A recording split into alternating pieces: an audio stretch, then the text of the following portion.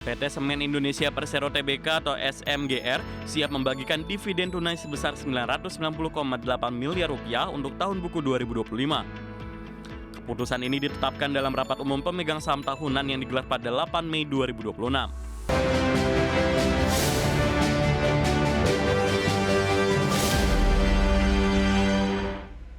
PT Semen Indonesia Persero Tbk akan membagikan dividen tunai sebesar Rp190,8 miliar untuk tahun buku 2025.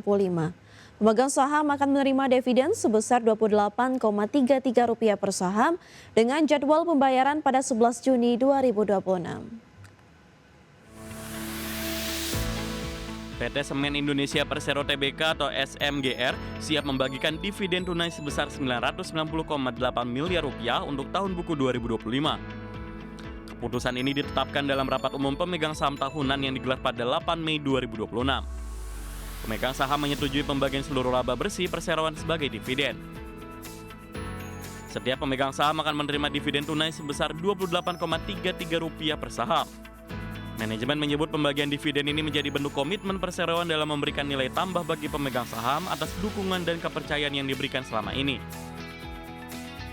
Berikut jadwal pembagian dividen SMGR, dividen di pasar reguler dan negosiasi pada 20 Mei 2026, dividen di pasar reguler dan negosiasi pada 21 Mei 2026, dividen di pasar tunai pada 22 Mei 2026, dividen di pasar tunai pada 25 Mei 2026, dan pembayaran dividen pada 11 Juni 2026. Corporate Secretary Sigvita Mahreni menjelaskan perseroan berhasil mengatasi tantangan bisnis terutama pada paruh kedua 2025. Hal ini didukung penerapan strategi transformasi yang menciptakan titik balik dan tren kinerja positif hingga berlanjut pada kuartal pertama 2026. Perseroan optimis industri semen nasional akan memasuki fase pemulihan yang lebih stabil pada 2026. Pertumbuhan permintaan semen domestik diperkirakan berada di kisaran 1 hingga 2%, didukung pemulihan daya beli masyarakat serta realisasi berbagai proyek pemerintah. Tim Liputan IDX Channel. PT Nusa Tbk mencatat kinerja operasi yang solid di sepanjang kuartal pertama 2026. Pencapaian ini didorong pertumbuhan bisnis distribusi energi jasa hulu migas serta ekspansi usaha ke pasar internasional.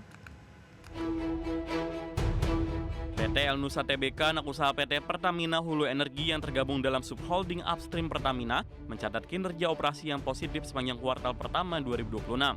Capaian ini mencerminkan konsistensi perseroan dalam menjalankan strategi pertumbuhan berkelanjutan melalui penguatan lini bisnis utama, peningkatan efisiensi operasional, serta ekspansi portofolio usaha.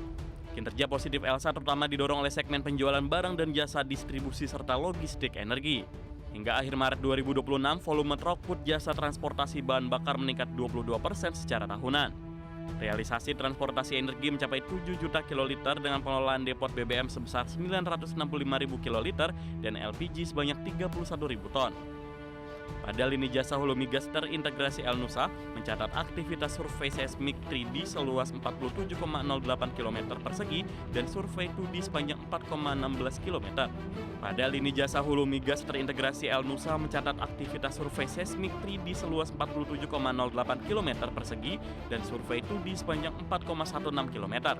Untuk layanan sumur well testing menjadi aktivitas tertinggi dengan penanganan 2.578 sumur, diikuti wireline logging sebanyak 327 sumur. Selain memperkuat bisnis, inti El Nusa juga terus mendorong diversifikasi usaha melalui ekspansi internasional. Melalui anak usahanya PT El Nusa Fabrikasi Konstruksi Perseroan menjalankan aktivitas trading OCTG untuk proyek di Aljazair. Langkah ini menjadi bagian dari upaya meningkatkan sumber pendapatan dan daya saing global. Pada segmen jasa penunjang migas, El Nusa mencatat tingkat utilisasi aset sebesar 95% dengan pengelolaan 186 kontrak berjalan. Perseroan juga terus memperkuat kapabilitas melalui transformasi digital dan pengembangan teknologi berbasis kecerdasan buatan atau AI. Direktur Operasi El Nusa Andri Haribowo menegaskan perseroan akan terus mengakselerasi penguatan layanan terintegrasi, peningkatan efisiensi, dan diversifikasi bisnis. Langkah ini dilakukan untuk menangkap peluang pertumbuhan baru sekaligus mendukung ketahanan energi nasional. Tim Liputan IDX Channel. Pemirsa, PT Rukun Raharja Tbk berencana melakukan pemecahan nilai nominal saham atau stock split dengan rasio 1:5. Langkah ini dilakukan untuk meningkatkan likuiditas perdagangan dan memperluas jangkauan investor di pasar modal. PT Rukun Raharja Tbk atau Raja mengumumkan rencana pemecahan nilai nominal saham dengan rasio 1:5. Perseroan akan mengubah nilai nominal saham dari Rp25 menjadi Rp5 per saham. Seiring pelaksanaan stock split, jumlah saham yang ditempatkan dan disetor penuh akan meningkat dari 4,2 miliar saham menjadi 21,1 miliar saham. Langkah ini diharapkan dapat meningkatkan likuiditas perdagangan saham perseroan di Bursa Efek Indonesia. Manajemen Raja menyebut harga saham perseroan yang saat ini berada di level Rp4.170 per saham dinilai sudah terlalu tinggi bagi sebagian investor. Kondisi ini membuat nilai investasi minimum untuk satu lot saham menjadi kurang terjangkau. Perseroan menyatakan rencana stock split ini telah mendapatkan persetujuan prinsip dari Bursa Efek Indonesia pada 5 Mei 2026. Selanjutnya, Perseroan akan meminta persetujuan pemegang saham melalui rapat umum pemegang saham luar biasa pada 23 Juni 2026. Dalam jadwal tentatif, Perseroan menyebut saham dengan nilai nominal lama akan diperdagangkan terakhir pada 13 Juli 2026. Sementara saham dengan nilai nominal baru dijadwalkan mulai diperdagangkan pada 16 Juli 2026. Raja juga menunjuk kantor jasa penilai publik Kusnanto dan rekan untuk melakukan penilaian pasar perseroan. Berdasarkan hasil analisis, nilai pasar Raja per akhir 2025 tercatat mencapai 1,2 miliar dolar Amerika Serikat. Tim Liputan IDX Channel. Ya, Ketua DPR RI Puan Maharani memastikan akan memanggil Bank Indonesia dan Menteri Keuangan setelah rupiah kembali terpuruk, serta mencetak rekor terendah di atas 17.500 per dolar Amerika Serikat. Menurut Puan, DPR bersama Kementerian Keuangan juga akan membahas perkembangan nilai tukar rupiah terhadap dolar menjelang sidang terdekat yang membahas pokok-pokok kebijakan fiskal sebagai dasar penyusunan APBN 2026.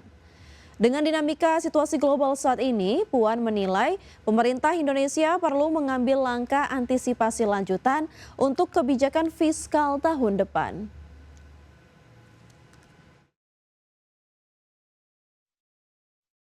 Ya, tentu saja kita akan meminta kepada pemerintah dan stakeholder yang ada untuk mengantisipasi hal tersebut, dan pada sidang ke depan ini DPR juga akan masuk dalam pembahasan KPKF yaitu APBN 2027.